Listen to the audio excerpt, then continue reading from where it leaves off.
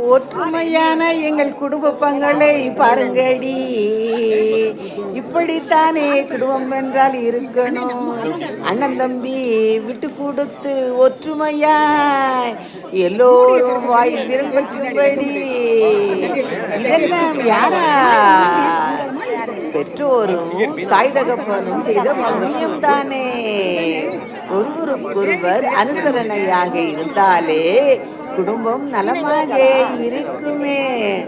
ஆமாம்மா, எங்க வள்ளடியார் கோயில் பொங்கலில் குட்டி முதல் பெரியவர் வரை விரதம் இருந்து மருமகள் கொழுந்தனா வண்டி அத்தனை பேரும் பாலூற்றி பொங்கியவுடன் அரிசி போட்டு ஒருத்தருக்கு ஒருத்தர் நலம் விசாரிச்சு பார்க்கையிலே என்ன தோன்றும், அடடா நம் குடும்பம் இப்படி இருந்தால் நன்றாக இருக்குமே என்று.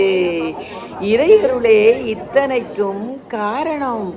அத்தனை பேரும் எது வந்தாலும் கடந்து போய் அவன் அருள் ஒன்றே என்று அருமையாக பொதுநலமாக சுயநலமின்றி விட்டு கொடுக்கும் மனப்பான்மை எங்கும் இருந்தால் மனமுறிவே வராது.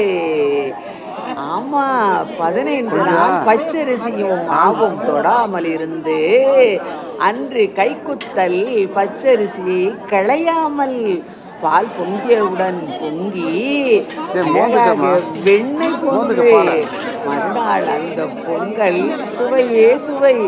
இன்று அப்பத்தாவுக்கு சுட சுட அப்பொழுதே பொங்கல். 6 மணிக்கு பொங்கல் ரெடி, 8 மணிக்கு சூடான பொங்கல். ஆமா, வாழ்க்கையிலே நாம் இதுதானே கண்டோம், வேறென்ன வேண்டும்? எத்தனை பேரை பார்த்தாலும் அத்தனை பேருக்கும் ஆறுதல், அடுத்தவர்க்காக போராடி கண்ணீர் விட்டு அதற்கு ஆஹா அருமை அருமை. வாழிய வளமுடன் மகளே, வாழிய வாழிய பல்லாண்டு. உன்னால் தான் இத்தனை சக்தியும் முடியுமா? பல்லடியாரே உன்னை தேடி வந்த அதிசயம். வந்து உங்க நகரத்தாரை காளாஞ்சி வாங்கிக்கொள் என்ற சொல்லி இப்படி யாரும் வல்லடியாருக்கு வந்து கிட்டக்கே அருள் புரிவாரா?